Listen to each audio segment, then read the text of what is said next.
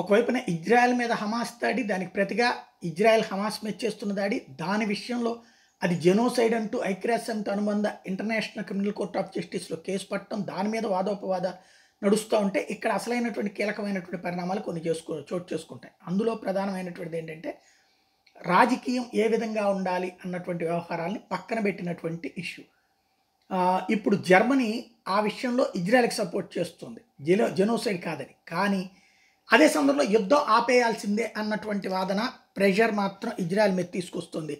Germany warned Israel over IDF's plan to move its offensive to Rafah where thousands of vulnerable Palestinians have taken shelter since the first phase of the war. Israeli defence minister said the forces would move from Khan Younis to Rafah as IDF completed its objective. ఇది ఇప్పటికే ఏదైతే ఉత్తర గాజాని పూర్తయిపోయింది, ఆ తర్వాత west bank పూర్తయిపోయింది, దక్షిణ గాజాలో కూడా సగం పూర్తయిపోయింది, ఇప్పుడు రఫా వైపుకి వెళ్తున్నారు, ఖాన్ యూనిస్ కూడా పూర్తయిపోయాక అటు వెళ్ళడానికి వీలు లేదు అంటూ జర్మనీ అడ్డుపడుతోంది.